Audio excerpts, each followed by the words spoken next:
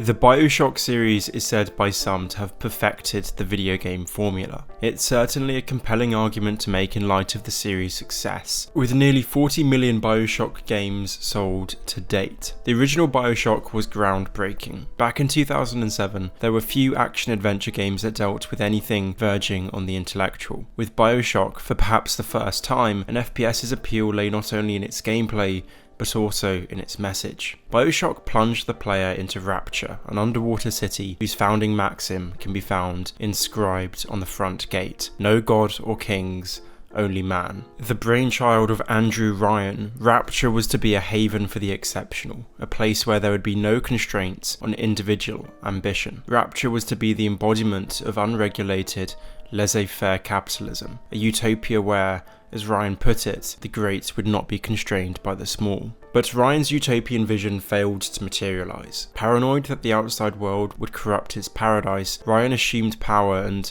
contrary to his own ideals, restricted people's contact with the outside world. The resultant scarcity of imported goods incensed Rapture's citizenry, who rallied to the crime boss Frank Fontaine. Rapture descended into civil war.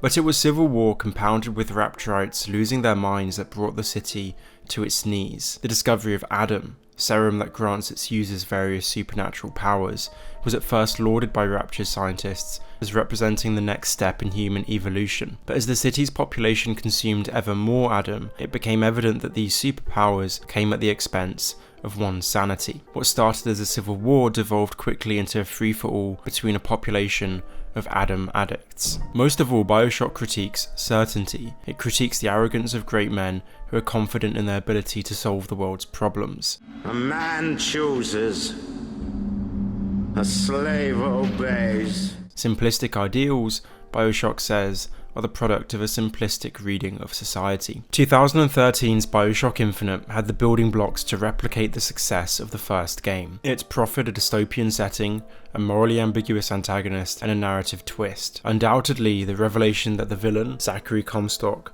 was actually the protagonist from an alternate dimension was shocking and brilliant. But in reality, Infinite was little more than a poor imitation of its forebear. Bioshock Infinite's narrative twist blinded most players to the game's otherwise overall superficiality. Infinite is a game that is spread too thin. Where the first Bioshock game probed the player's certainties, Infinite clobbered the player on the head with a history textbook. In the space of a few hours, the players whirled through a crash course history of slavery, class struggle, and patriarchy. Take Daisy Fitzroy, a slave turned revolutionary. In the space of 2 missions, she metamorphoses from a good-willed ideologue to a bloodthirsty tyrant who's willing to randomly murder children. Tell, but don't show is Infinite's defining mantra. In Daisy, we're told that power corrupts and that revolutions rarely live up to their ideals. In the form of Columbia itself, it's hammered home that white supremacy and American exceptionalism are bad. Part of the problem is that Infinite's cast of characters is so broad. It's almost as if the developers thought that by educating the player on 5 themes rather than 1 or 2, the player would come away thinking that Infinite was a masterpiece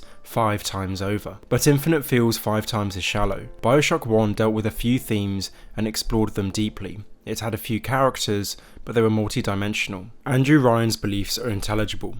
A native of the Soviet Union, he balked at the constraints placed on him by the Communist Party, but it was his experience of increasing regulation at the hands of the American government in the wake of the Great Depression that led him to found Rapture, a city free of governmental constraint. Columbia's founding philosophy is so racist, so warped, that one cannot help but feel Comstock is one-dimensionally evil. There's nothing thought-provoking about exploring a city you can't help but abhor. With Rapture, one can appreciate the ideal. It's not so much that the ideal itself is conceptually flawed in the first Bioshock game, but rather that ideals inherently oversimplify society and human nature. Why Infinite is so shallow is hardly a mystery. Tens of hours of content was cut from the game by the developers. Reportedly, Infinite was to be 6 times larger than the final product. Swathes of content and thus character development were brutally cut for the sake of getting the game out the door. One can imagine that missions exploring the why of Daisy Fitzroy's transition to callous murder were cut too. Columbia isn't just a one-dimensional world,